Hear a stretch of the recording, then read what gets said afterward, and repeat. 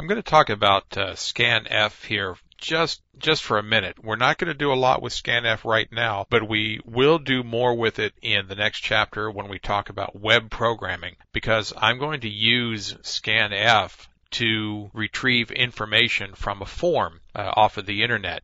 So you'll see more of it there. Scanf, though, basically uses standard in as its source. It's the inverse to the printf. The format string looks the same. It uses the percent characters, percent %C and D, as you can see there below, for characters and decimals, and it uses all of the rest of them that we already looked at a few minutes ago in printf. Scanf does need to receive as many values as the format calls for, just the way printf did. But these values must be pointers.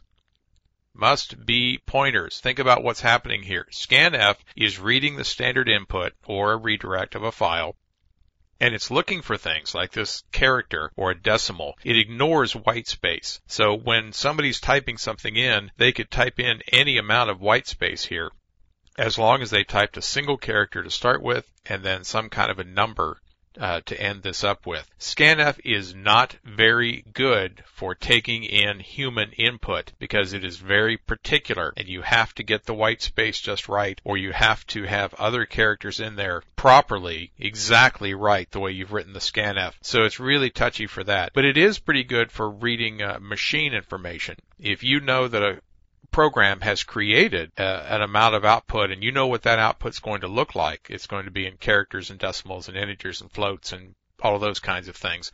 Then you can easily read that as long as that format is correct. And Scanf will tell you how many items it received in. So if you're reading one at a time and you get a 0 back, you know that Scanf failed. Okay, so that's just a quick overview of Scanf. There's not a lot more to say about it here other than you probably do not want to use it at this point in your programming career, but I will give you a chance to use it in a little bit later when we look at web programming, because we're going to be taking in information from the outside world in a pretty particular method and format. So we should know exactly what the data looks like as it comes in. And if that data does not look that way when it comes in from the internet, maybe we're being hacked or something has happened to our internet form and it's been messed up. And in that case, we don't want to read that information in. So Scanf failing on odd looking data is perfectly acceptable at that point. All right, so that's a little bit about Scanf, and we'll see more of it later.